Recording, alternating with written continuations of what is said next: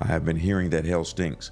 And one of those books on that website, the lawyer that got caught down the hell, he said, here's my example of it when I was down there. He said, take dead people, dead animals, animal feces and urine, spoiled milk and spoiled meat. He said, put that all in the same bowl, mix it together, multiply it times 1,000, and you haven't come close to the smell. And he said, because of the smell, he said, it's choking you. He said, but there's no air there, so you're constantly suffocating for eternity while you're in the midst of darkness that has a personality because it hates you. Nope. Not going there. Can your reward be taken away? Yes. You can lose rewards. You can gain it and lose it based on your lifestyle every day. Remember, we read one scripture. It says, be careful how you handle yourself here because you will lose your reward. So imagine someone tells you every day that they give you a set of instructions, and they say every day that you follow those instructions, if you will follow them 100%, there will be $1,000 in your bank account. And you're like, cool. They said, if you do it every day, we'll keep adding $1,000, adding $1,000. Well, think about a day that you get lazy. Think about a day that you just flat out obey them. So maybe today, $1,000 was added to your account. Maybe the next day, only 500. Maybe you had a bad day and only 10. And when it comes to the kingdom, maybe you move over into sin and now nothing is added because you're now living in sin. Okay, so it's a thing of, and it's very mysterious. You can't figure it all out.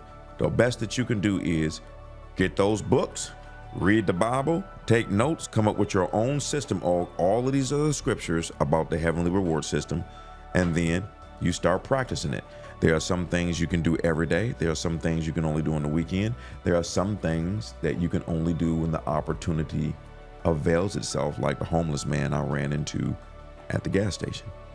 But when you know these things, guess what will happen? God will start bringing opportunities across your path so that you can start building up rewards. That's what's amazing. We're not doing the spiritual gifts today.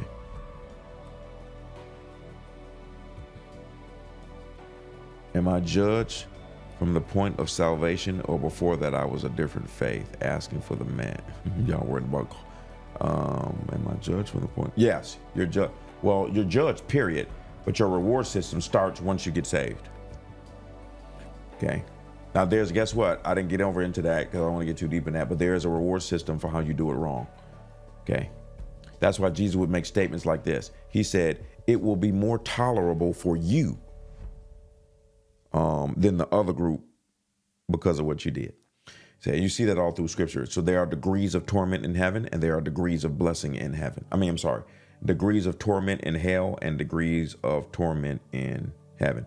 No, it's no different than if you commit. Y'all notice that the sentence is different based on the crime. Simple.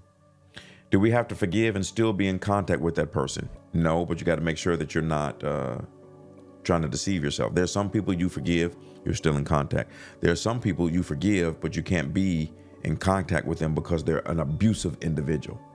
So no, you don't have to be in contact with the individual.